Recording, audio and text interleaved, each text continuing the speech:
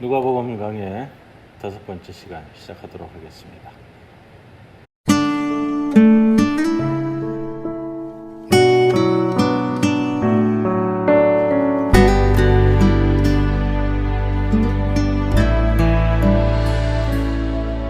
내가 주인 삼은 모든 것 내려놓고 내 주 되신 주 앞에 나가 내가 사랑했던 모든 것 내려놓고 주님만 사랑해.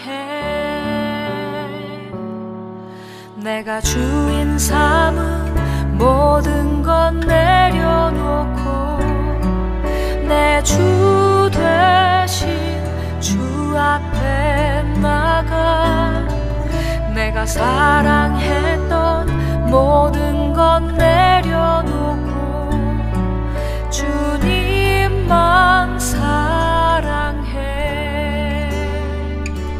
주 사랑 거친 풍랑에도 깊은 바다처럼 나를 잠잠케 해. 주 사랑 내 영혼의 반석 그 사랑 위에 서리.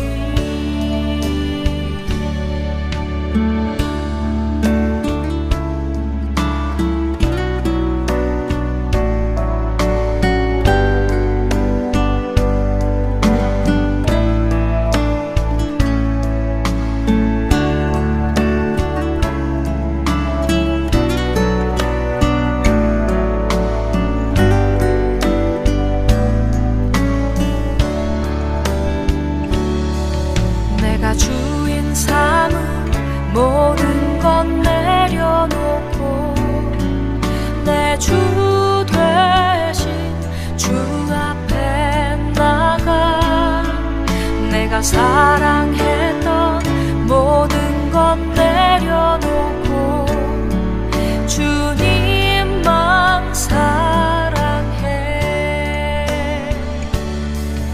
내가 주인 삼은 모든 것 내려놓고 내 주 되신 주 앞에 나가 내가 사랑했던 모든 것 내려놓고 주님만 사랑해. 주 사랑 거친 풍랑에도 깊은 바다처럼 나를 잠잠케 해. 주 사랑 내 영혼의 반석 그 사랑 위에 서리. 주 사랑 거친 풍랑에도 깊은 바다처럼 나를 잠잠케 해. 주 사랑 내 영혼의 반석 그 사랑 위에 서리. 그 사랑 위에 서리. 그 사랑 위에 서리.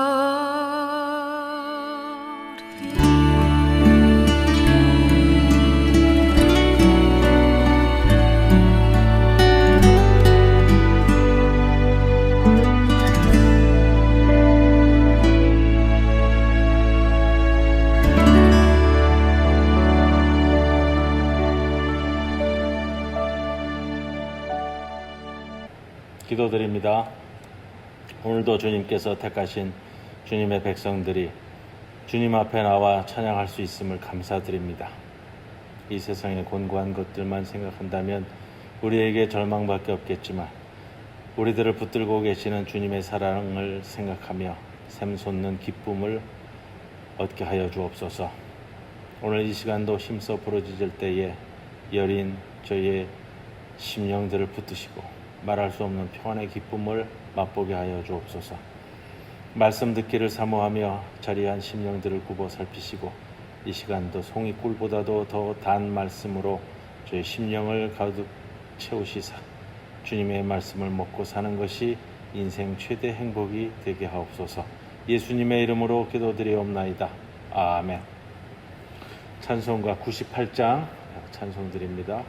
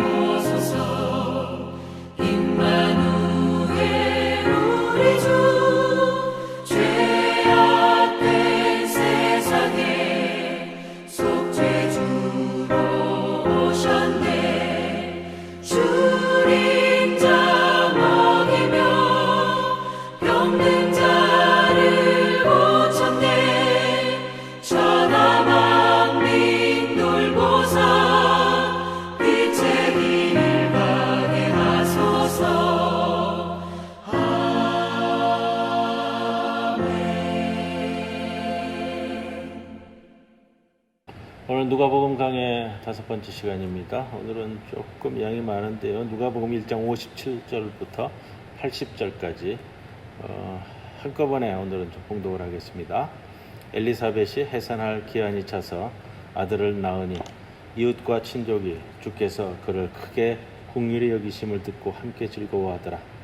8일이 되매 아이를 할례하러 와서 그 아버지의 이름을 따라 사가랴라 하고자 하더니 그 어머니가 대답하여 이르되 아니라 요한이라 할 것이라 하매 그들이 이르되 내 친족 중에 이 이름으로 이름한 이가 없다 하고 그의 아버지께 몸짓하여 무엇으로 이름을 지으려 하는가 물으니 그가 서판을 달라 하여 그 이름을 요한이라 쓰매 다 놀랍게 여기더라.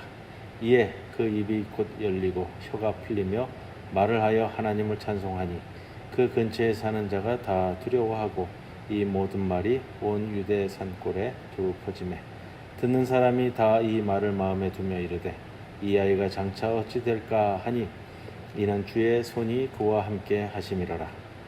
그 부친 사가랴가 성령의 충만함을 받아 예언하여 이르되 찬송하리로다.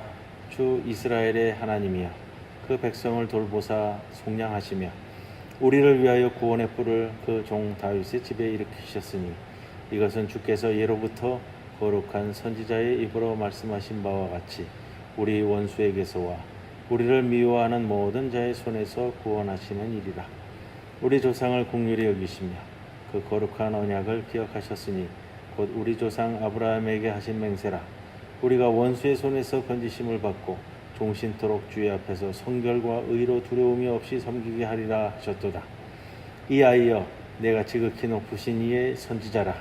일컬음을 받고 주 앞에 앞서가서 그 길을 준비하여 주의 백성에게 그 죄 사함으로 말미암는 구원을 알게 하리니 이는 우리 하나님의 공율로 인함이라. 이로써 돋는 해가 위로부터 우리에게 임하여 어둠과 죽음의 그늘에 앉은 자에게 비치고 우리 발을 평강의 길로 인도하시리로다 하니라. 아이가 자라며 심령이 강하여지며 이스라엘에게 나타나는 날까지 빈들에 있으니라. 아멘. 예, 오늘 누가복음 5번째 시간입니다. 1장 57절 이하의 말씀인데 내용은 요한의 탄생과 요한의 이름 짓는 장면, 그 다음에 뒷부분은 요한의 탄생의 뜻을 알려주는 스가랴의 노래, 이렇게 구성이 되어 있습니다. 스가랴의 노래의 목적은 요한 탄생의 의미, 그것을 우리에게 알려주기 위함이다. 이렇게 두 가지로 놓고서 우리가 오늘 말씀을 봅니다. 37절이 시작하면서 엘리사벳이 해산할 기한이 차서 아들을 낳으니, 좀 간단하게 설명을 하고 있어요. 이 비슷한 장면이 창세기 25장 24절에 나오는데 리브가의 출산 소식을 그 해산 기한이 찬적, 이렇게 좀 비슷한 문장인데 간단히 다루는 모습을 봅니다. 58절에 이웃과 친족이 주께서 그를 크게 긍휼히 여기심을 듣고 함께 즐거워하더라. 함께 즐거워하더라. 이거는 이제 앞으로 누가복음서 기자가 우리들에게 많이 보여줄 장면인데, 함께 기도하는 것, 함께 기뻐하는 것, 함께 즐거워하는 것, 이 기쁨, 이 행복은 누가복음서의 좀 신앙의 특징으로 우리에게 강조될 것입니다. 자, 출생 8일째에 59절에 8일이 되매 아이를 할례하러 와서 그 아버지의 이름을 따라 사가랴라 하고자 하더니. 자, 8일째입니다. 8일째는 이스라엘 민족에게 하나님의 언약의 표징을 주어서 할례를 행했던 그 날짜입니다. 왜냐하면 그 신명기 법전에도 여인이 아이를 출산하게 되면 7일간 부정타라는 장면이 나오는데, 부정의 일이 지난 다음에 8일째에 할례를 행했다, 이렇게 구약 성경은 우리들에게 전해주고 있고요. 예수 시대에 이날 이름을 짓거나 이웃과 친척이 함께 이름을 지은 사례를 보여주는 기록은 없습니다. 단지 한 가정에, 한 가문에 귀한 아들이 낳기 때문에 온 친척들이 모여서 또 이름 짓는 일에 함께 하는 것을 볼 수가 있고요. 아기가 아빠 이름을 따서 같이 짓는 것은 가능은 하지만 흔하진 않았습니다. 오히려 이 중동 지역에서, 지금도 그렇고요, 이쪽 서남아시아나 또 이쪽 중동 쪽에 있는 나라들 보면은 그런 얘기들은 많이 해요. 아이의 이름을 지을 때 주로 할아버지 이름을 짓습니다. 아들이 낳으면 할아버지의 이름, 딸을 낳으면 할머니의 이름. 그래서 예전에는 그렇잖아요. 이게 수명이 짧으니까 할아버지 할머니하고 손자 손녀가 함께 하는 기간이 그렇게 길지 않고 일찍들 돌아가셨습니다. 그래서 이 자식을 낳으면 할아버지 이름을 지어줌으로 인해서 할아버지를 기억하는 것, 그 가문을 기억하는 것, 그 사랑을 기억하는 것, 이런 그 가문적인 요소가 있었던 것 같아요. 그래서 아이가 태어나면 할아버지의 이름, 딸이 태어나면 할머니의 이름, 그 다음에 또 아들이 태어나면 외조부의 이름, 또 외조모의 이름, 이렇게 붙여서 그 가문을 늘 선조들을 기억하면서 살아갔던 것, 그런 이제 풍습이 아직도 남아 있다고 합니다. 자, 지금 사가랴가 말을 못하잖아요. 말을 못할 경우에는 이 제사장 직분을 그 다음에 감당하기가 좀 어려워지게 되어지는데, 자, 사제직에서 제외될 경우도 있었습니다. 그렇지만 이제 다시 돌아오게 되고요. 61절에서 사람들이 요한이라는 이름이 이 가문에서 쓴 적이 없는데 어찌하여 그 이름을 쓰려고 하느냐라는 것은 이름과 혈통을 연결하는 유다 사회의 관행을 볼 수 있는 표현입니다. 또 63절에 그가 서판을 달라 하여 그 이름을 요한이라 쓰매 다 놀랍게 여기더라. 놀랍다, 놀라워했다. 이것이 이제 하나님의 섭리이자 하나님의 역사다라는 것을 알 수 있고요. 64절에 우리가 조금 기억하고 가야 될 표현이 있습니다. 번역에는 잘 나와 있지를 않아요. 그러나 누가복음서 기자는 누가복음을 저술하면서 항상 반복적이면서 강조하고 자기 나름대로의 의미를 두려고 하는 표현이 있는데 이 표현이에요. 64절에 이에 그 입이 곧 열리고 혀가 풀리며 말을 하여 하나님을 찬송하니. 자, 서판을 달라 하여 요한이라는 이름을 써줬습니다. 그러니까 친척들이 다 놀라워했죠.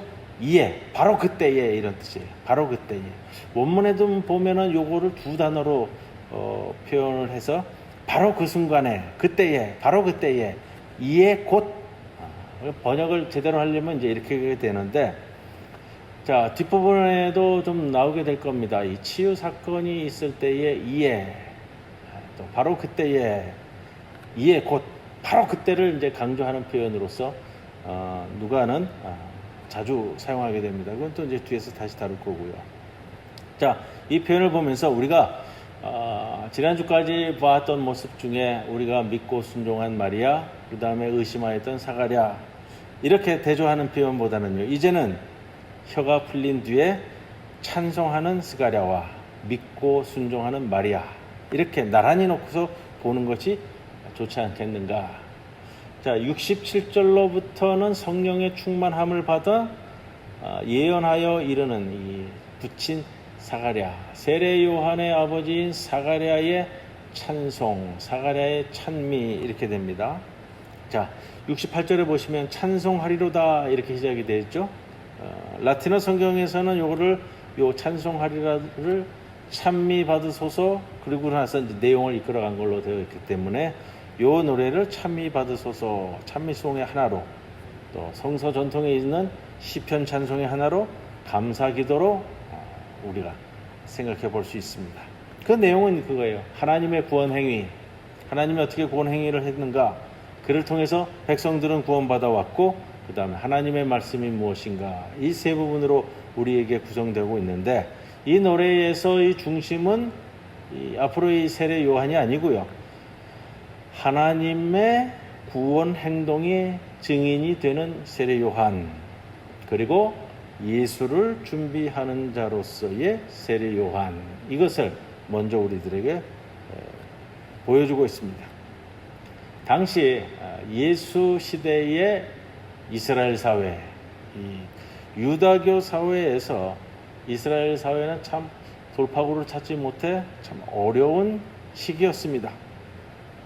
그 전에 하나님의 구원과 하나님의 말씀은 있었지만 그저 먼 옛날의 추억쯤으로 생각하던 때였고, 말라기 선지자 이후에 약 400여 년간을 신구약 중간기라고 얘기하는데, 이 400여 년 기간 동안 이스라엘 사회에 선지자가 없었습니다. 이스라엘 사회는 각종 외래 문화와 종교가 이 이스라엘 사회에 만연했었다. 혼돈이 온 거죠. 그 중에서도 가난한 민중들은, 가난한 백성들은 마음 둘 곳이 없었습니다. 유다교도 가난한 사람들은 받아주지 않았다 라는 것을 생각할 수 있고요. 이때에 바로 등장하는 이가 세례 요한, 그리고 이제 예수님이 됩니다. 유다교에서는 가난한 백성을 받아주는 그룹이 없었는데, 세례 요한과 예수님은 가난한 백성을 받아주었습니다. 또한 여성, 또 어린아이까지 받아준 것은 우리 예수님의 모습이었습니다. 요한이라는 이름의 뜻은 히브리어로 하나님은 자비로우시다, 하나님의 자비, 하나님의 긍휼, 이런 뜻이 됩니다. 요한은 당시에도 흔한 이름이었습니다. 예수라는 이름도 흔한 이름이라고 우리가 말씀드렸습니다. 여호수아, 하나님께서 구원하신다라는 이름의 헬라어적 표현이 예수고, 요한은 느헤미야 12장 13절에도 나옵니다. 여호하난, 하나님은 자비로우시다 라는 말의 헬라어적 표현입니다. 68절에 보세요. 찬송하리로다 주 이스라엘의 하나님, 주 이스라엘의 하나님. 구약 성경에는 자주 나오는 표현이지만 신약 성경에는 누가복음, 그 다음에 사도행전 외에는 등장하지 않는 표현입니다. 68절에 찬송하리로다 주 이스라엘의 하나님이여 그 백성을 돌보사 속량하시며 그 백성을 돌보사 속량하시며 속량하시면은 이제 구원하시며라는 뜻으로 대체해서 읽어도 되고요. 그런데 원어하고는 좀 다른 의역을 조금 많이 한 표현이 있어서 그러나 원래의 직역의 의미가 더 크기 때문에 말씀을 드립니다.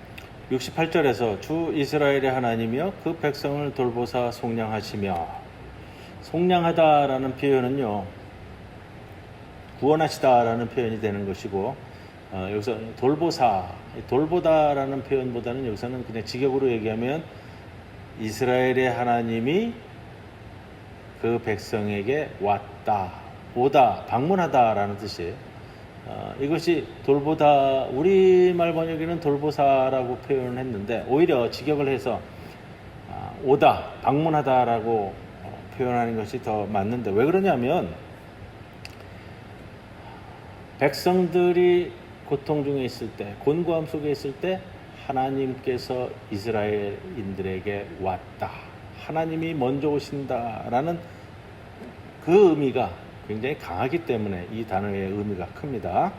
70절에 이것은 주께서 예로부터 거룩한 선지자의 입으로 말씀하신 바와 같이, 거룩한 선지자, 선지자는 이미 거룩합니다.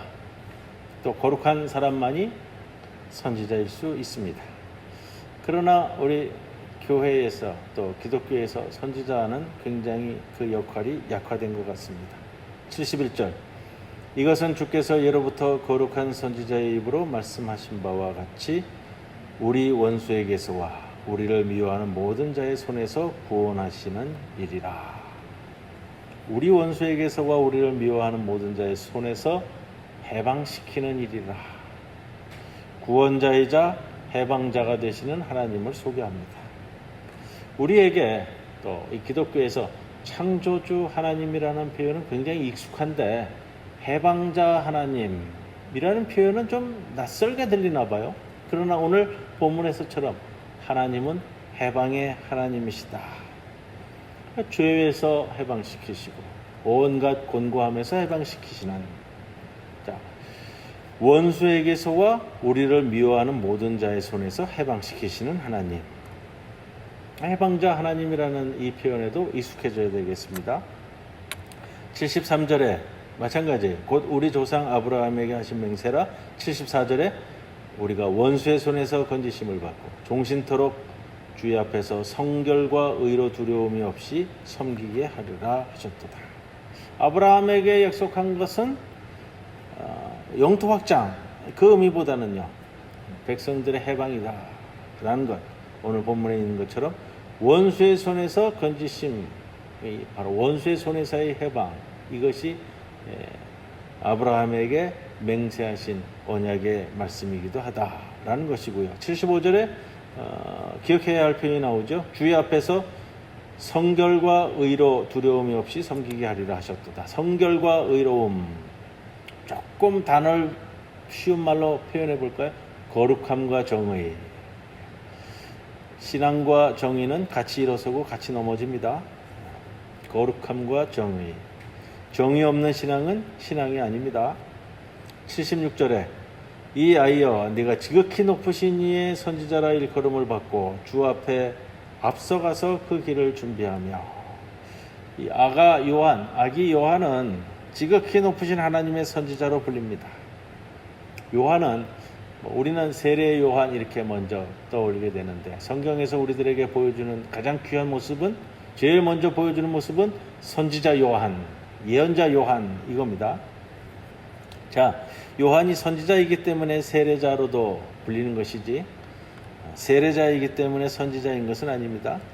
우리가 요한을 생각하며 세례 주는 장면을 떠올리게 되는데 먼저 기억할 것은 그가 불의한 권력을 비판하고 저항했던 사실을 기억하셔야 됩니다. 77절에 주의 백성에게 그 죄사함으로 말미암는 구원을 알게 하리니. 자, 요한의 목적이에요. 제가 앞에서 말씀드렸습니다. 요한의 탄생과 그의 이름 지어짐, 그 다음에 사가랴의 찬송, 아버지인 사가랴의 찬송을 통해서 세례 요한의 목적, 그가 해야 할 사명, 이것을 우리들에게 일러줄 터인데 77절에 그겁니다. 주의 백성에게 그 죄 사함으로 말미암는 구원을 알게 하는 것, 그 구원을 깨닫게 하는 것. 단순히 안다라는 표현이 아니라 여기서는 요한이라는 선지자의 역할은 백성들을 깨우치는 것이다. 그냥 안다는 수준을 넘어 회개시키는 것, 깨우치게 하는 것. 그래서 요한의 세례가 회개의 세례가 되는 겁니다. 선지자가 제일 먼저 하는 일은 백성을 깨우치고 회개시키는 일이다. 80절에 마지막 절입니다. 아이가 자라며 심령이 강하여지며 이스라엘에게 나타나는 날까지 빈들에 있습니다. 심령이 강하여졌다. 참 중요한 표현이고요. 우리가 아이들을 기를 때 이 단어를 꼭 기억하셔야 됩니다. 심령이 강한 아이. 자, 아기의 성장을 삼손이나 사무엘의 성징과도 비교해 볼 수가 있는 표현인데, 이렇게 해서 세례 요한의 탄생과 이름 지어짐, 그 다음 아버지인 사가랴의 찬송이 이어지고 있습니다. 세례 요한은 이스라엘과도 연관이 되고요. 그 다음에 예수님과도 연결되어집니다. 세례 요한은 유다교에서 나온 인물이지만 그리스도교를 연결하는 인물입니다. 유다교에서 본다면 이스라엘 사회의 마지막 선지자고, 신약 성경을 통해서 본다면 신약 성경의 최초의 선지자다, 이렇게 말씀드릴 수 있고요. 세례 요한은 베드로나 바울 못지않게 중요한 인물인데, 그러나 인정받는 것은 그의 한참 못 미치는 것 같아요. 그러나 우리가 요한복음서 말씀을 공부할 때도 알듯이 요한은 예수의 스승이기도 하다라는 것을 생각할 수 있고요. 베드로나 바울이 없어도 예수는 있지만 세례 요한 없는 예수는 존재할 수 없지 않겠느냐, 이 말씀도 드립니다. 하나님의 구원 계획에서 세례 요한은 예수님을 준비하는 자로 등장했습니다. 하나님의 구원 계획에 있어서는 그 누구에게나 다 맡겨진 역할과 사명이 있는 법입니다. 우리 교회 내에서도 마찬가지입니다. 우리는 모두 다 각기 다른 역할로 부르심을 받았습니다. 우리에게 중요한 것은 우리 서로의 역할을 인정하고 서로 돕고 배워야 한다라는 것이죠. 교회가 목회자 한 사람에 의해서만 되어지는 것도 아니고요. 또 일반 신도들도, 성도들도 자기의 역할을 거절하지 말아야 하는 것. 하나님이 내게 불러주신 그 역할을 거절하지 말아야 하는 것. 이것이 세례 요한의 부르심을 통해 또 예수가 준비되는 모습을 통해 우리가 묵상할 수 있는 귀한 이 저녁의 말씀입니다. 이제 찬송가 105장 찬송 드립니다.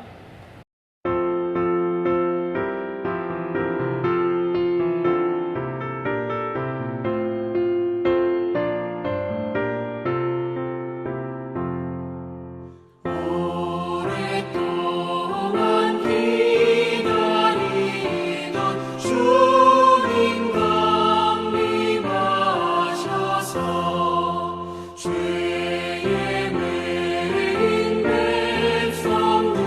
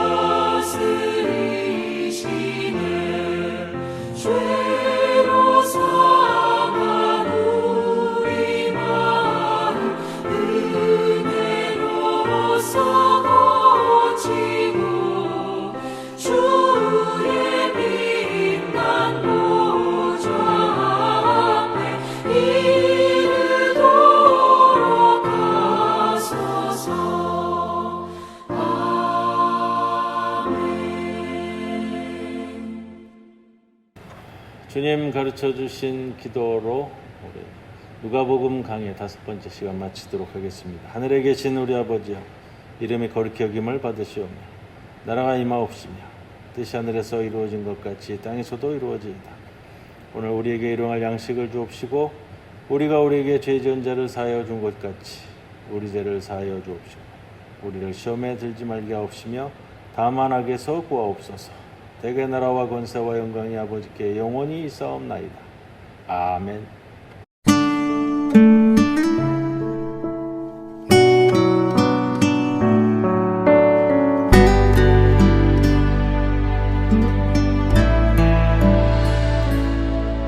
내가 주인 삼은 모든 것 내려놓고 내 주 되신 주 앞에 나가 내가 사랑했던 모든 것 내려놓고 주님만 사랑해. 내가 주인 삼은 모든 것 내려놓고 내 주 되신 주 앞에 나가 내가 사랑했던 모든 것 내려놓고 주님만 사랑해. 주 사랑 거친 풍랑에도 깊은 바다처럼 나를 잠잠케 해. 주 사랑 내 영혼의 반석 그 사랑 위에 서리.